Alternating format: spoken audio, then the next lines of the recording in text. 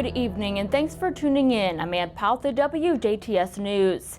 Indiana conservation officers are investigating after the body of a child was pulled from a pool in Gibson County. Officers say that child was found unresponsive in the Princeton Aquatic Center pool just after 8:40 on Tuesday evening. The child was treated by EMS at the scene and then taken to a hospital where they later died. The investigation is still ongoing. The exact cause of death is pending autopsy results. The Princeton Aquatic Center is closed until further notice. The splash park remains open. German food and beer are not the only things the Jasper Strawson Fest has to offer this year. Residents can also get their COVID-19 vaccine. The Indiana State Department of Health is hosting a mobile vaccine clinic at this year's event. It will be set up at 1 Courthouse Square in downtown Jasper and will offer vaccines on Thursday night from 5 to 9 p.m. and again all day on Saturday. The Pfizer and Johnson & Johnson vaccines will be available. Anyone 12 and older is eligible for the Pfizer vaccine, and anyone 18 and older can receive the Johnson & Johnson vaccine. Be sure to bring your photo ID and insurance card with you to the vaccine. Appointments are not required. Anyone eligible for a vaccine can visit anytime during the clinic's operating hours. Vincennes University is now on the long list of schools requiring face masks in indoor spaces.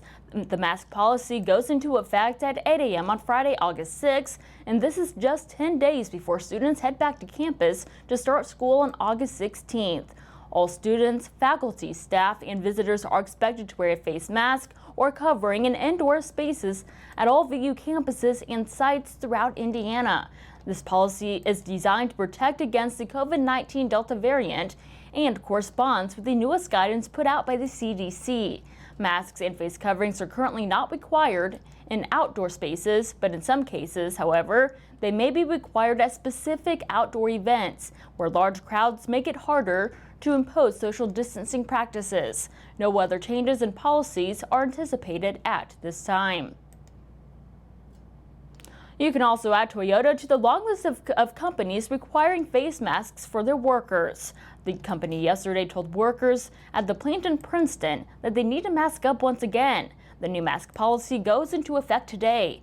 Toyota says it is requiring masks for all workers in areas where a substantial or high rate of coronavirus transmission. Indiana Supreme Court is not stepping into the battle over the state's new emergency powers, at least not yet. The High Court yesterday dismissed Attorney General Todd Rokita's emergency request to halt the governor's lawsuit over the new law. The governor is suing the legislature, claiming that the new law that limits his powers during the state emergency is unconstitutional power grab. The Supreme Court declined Rokita's request, but the justices are still waiting on a non-emergency request from Rokita to stop the lawsuit until November. That's when lawmakers wrap up their session for the year. And as summer break comes to an end, students across southern Indiana are starting to return back to the schools. And with that, to return to the classroom, the Indiana State Police is reminding all motorists to be focused on traffic safety during the morning and afternoon commutes. Drivers should be prepared for an increased amount of school bus traffic and pedestrian children walking to and from their bus stops during the early morning and mid-afternoon hours. Because of this, motorists are encouraged to plan ahead and allow some extra travel time during these periods. Troopers are also encouraging those driving in school zones to pay attention to the reduced school zone speed limits and for school buses regularly stopping or standing to load and unload students. Children can be unpredictable and may dart in front of traffic unexpectedly. And remember, in Indiana, it is against the law for motorists to pass a bus that is stopped and has its red lights flashing and stop arm extended. This applies to all roads, but with one exception. Motorists who are on a highway that is divided by barriers, such as a cable barrier or a concrete wall or grassy median, are required to stop, but only if they are traveling in the same direction as the school bus.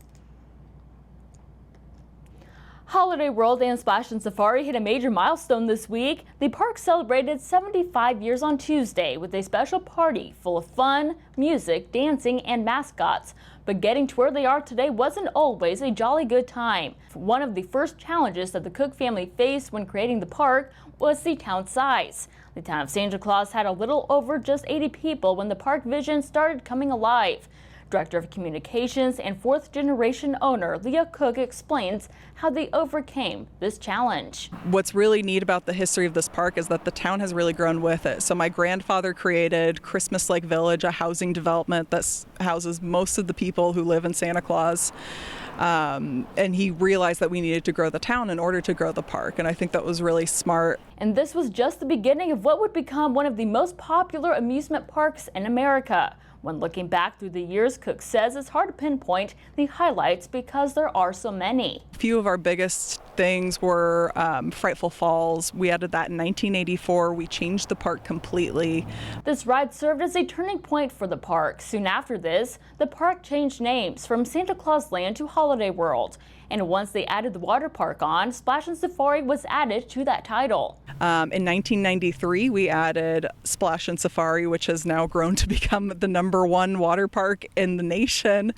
And, you know, we added the Thanksgiving section in 2006, which was also huge. That got us over 1 million guests for the first time. A few years later, Cook said that's when they added a roller coaster. In 1995, we added the Raven, which it was our first wooden coaster, and it was a really big deal at the time.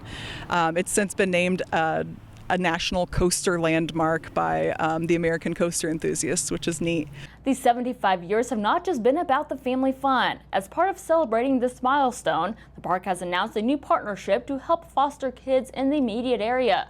Cook explains what this all entails. In addition to that, we've decided that we want to support Isaiah 117 House. They provide a comforting environment when children are first being placed in the foster care program. So we now have promo code FOSTER. So if you buy a ticket online for the rest of the season, use promo code FOSTER, you'll get $5 off your ticket, and $1 of each ticket is going to go to Isaiah 117 House for Spencer and Perry County.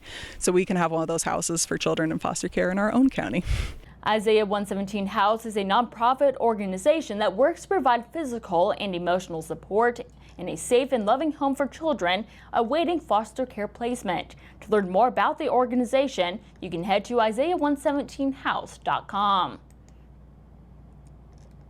A new solar project is planned for southern Indiana. AES Indiana is a subsidiary of the AES Corporation and says that they have plans to acquire and construct a 250 megawatt solar plus 180 megawatts per hour energy storage facility in Pike County. The project is called the Petersburg Project and will connect the AES Indiana existing Petersburg generating station. The project will power the equivalent of 45,000 homes during the peak hours and is expected to bring job creation as well as provide lasting economic benefits to the community. And stay tuned, weekly forecasts and sports with Kurt Guxel are still to come on the WJTS News.